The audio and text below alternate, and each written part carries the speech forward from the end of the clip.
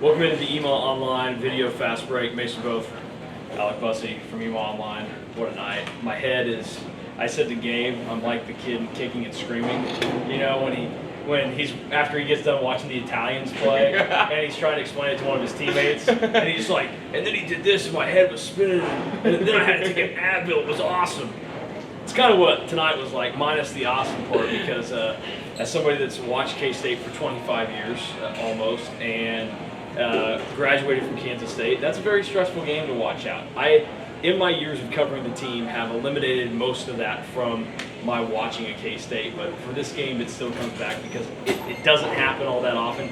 At least in recent memory, it's happened a little bit more. But also, like, you have to deal with really just the aspect of you've seen so many times games like that not go K-State's way. Tonight, they were able to find a way to do it. Marquise Noel didn't have a great night scoring the basketball. He finishes the game with under 5 points, and I think he was at 4 was his final total. But he has the key assist to Keontae Johnson, and yet again, a lob in the waning moments of the game seals the win for K-State.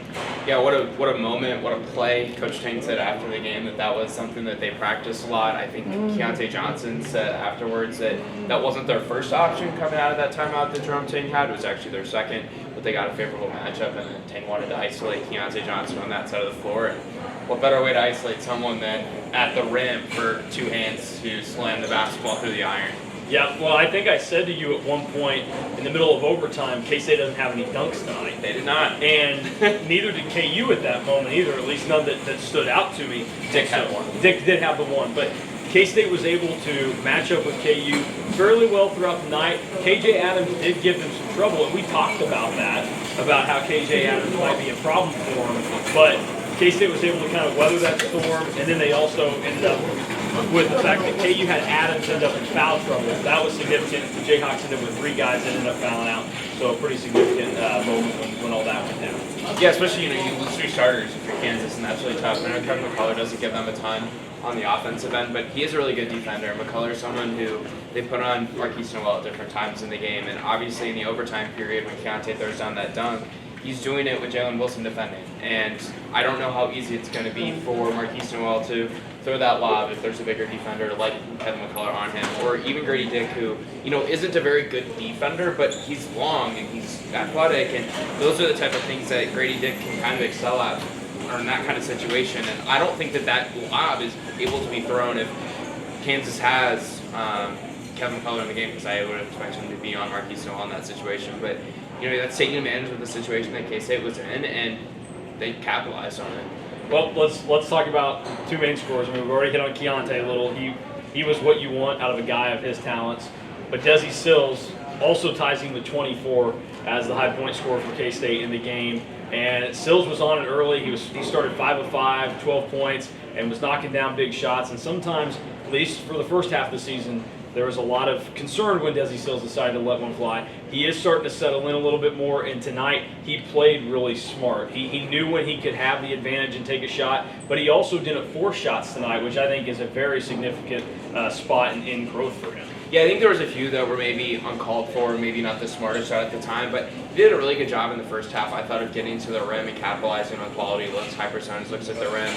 And then in the second half, he had a couple nice shots as well, and I know in the first half he had that step back deep 2 from the corner. I think he wanted to be behind the 3-point line. Little James Harden type like move. He had that pull up 3, or spot up 3, I guess you could say, in the second half from behind the 3-point line. Like, Desi was really clutch for K-State tonight, and for someone who's really struggled scoring the basketball for much of the season in various different ways at all 3 levels, Desi came through in the clutch for K-State. And while he's come off the bench for most of the season, he's been called a 6th starter by different K-State personnel at different times this season. And I thought tonight was by far his best game on both ends. Energy-wise, he was great. He had a couple big steals that led to buckets on the other end for layups. And those are things that he's able to give K-State off the bench. And those are really important, especially when Kim Carter continues to kind of struggle to really assert himself in Big 12 play since the way he played against Texas when he made all 3 of his perimeter jumpers. Yeah, he did hit a couple tonight, and that's, I guess, the one thing that if you look around the box score for K-State tonight, at some point,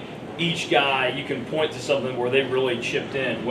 Tyke Green went up and got a pretty big rebound for him at one point. Yeah. Now, he doesn't end up converting the free throws, but it felt big in the moment. And then, I mean, everybody else, you can list something. Ish Masood deserves a pretty big shout out for the way he played this evening. Coach Tang talked about after the game the way he dove on the floor for loose balls and told a story about how as they were getting ready for the season and they were trying to meet their times when they were running, that Ish Masood was the only guy that didn't dive when the horn sounded to try and beat the time that they needed.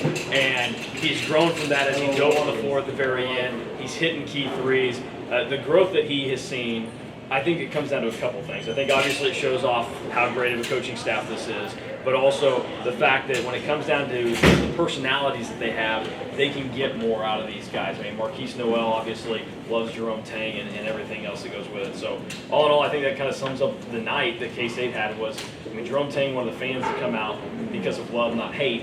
And I think the reason why K-State was ultimately able to do enough to win this game was because of the love they have for their head coach and now for the school they're playing at. Yeah, I thought that Coach Tang said after the game, and I think we both kind of expected him to make comments about the FKU. Yep, Sorry, that's kind of a tongue twister to get out.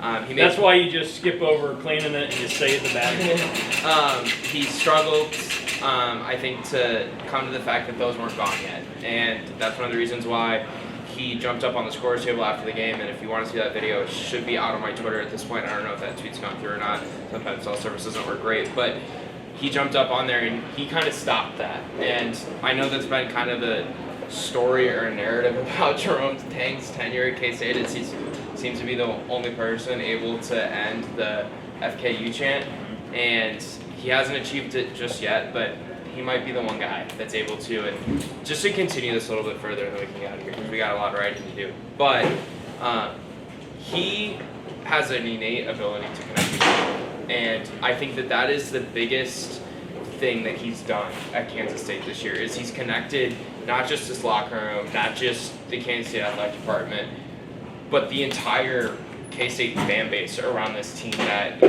was picked last in the Big 12 before the season by the coaches across the conference, by several media members, including myself. Yeah.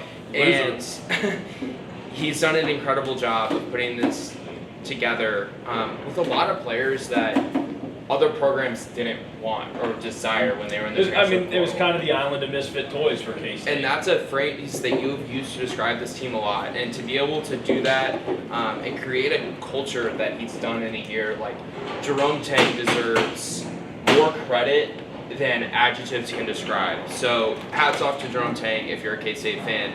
Go celebrate everything he's done to make K-State basketball achieve something in his first year that I don't think anyone could have possibly achieved. Yeah, Bill Self said after the game that Jerome Tang, as well as TJ Otzelberger at Iowa State, deserves to be in the conversation for not just Big 12 Coach of the Year, but National Coach of the Year for the way that they were able to assemble rosters as quick as they did under the circumstances that they did. So that was significant. And Jerome Tang joins Frank Martin as the most recent K-State head coach to beat Kansas, not just in his first year, but also the first try against the Jayhawks. And 2 weeks from tonight, the Cats will travel to Lawrence, and they will try and get Game 2 and win in Allen for the first time since 2006 when Jim Wooldridge did it. Also, shout out to Dean Wade. He is no longer one of the most recent Cats to beat the Jayhawks, so that's a good thing. That'll do it for us. We'll have plenty of coverage continuing over on EMA Online throughout the night, and then obviously tomorrow morning throughout the day, and we'll do a little bit of a bigger deep dive and recap of everything that took place tonight in the Grambling Coliseum.